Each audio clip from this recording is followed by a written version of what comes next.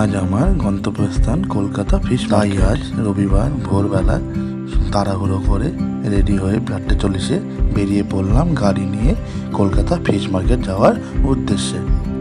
তারপরে দৌড়ে দৌড়ে কোনো রকমে ট্রেনটা ধরলাম, একটুখানির জন্য বেঁচে গেলাম মিস হওয়ার হাত থেকে।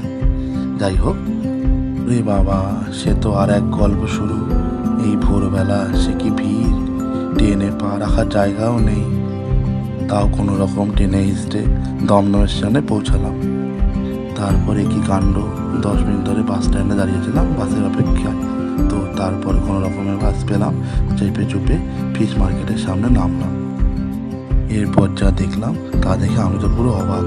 কোটি কোটি লোকের ভিড়, এই ভোর সকালে কত পাবলিক, আমার মতো মাছের পিছনে পাগল।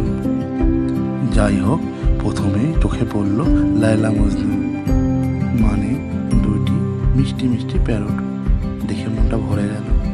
যাই হোক, ওদের দেখতে দেখতে সামনে এগিয়ে গিয়ে দেখি ঝাঁকে ঝাঁকে বদ্রি পাখি।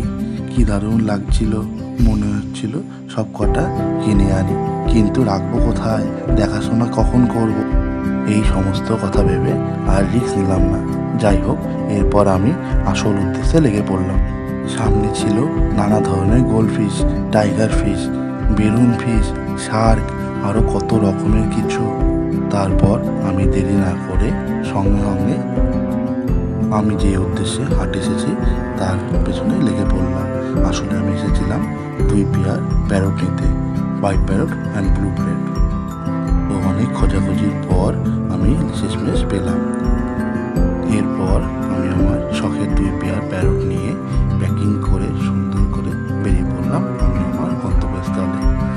তারপর আর কি, সেই ট্রেনে ঠেলা ঠেলা করে বাড়ি ফিরলাম।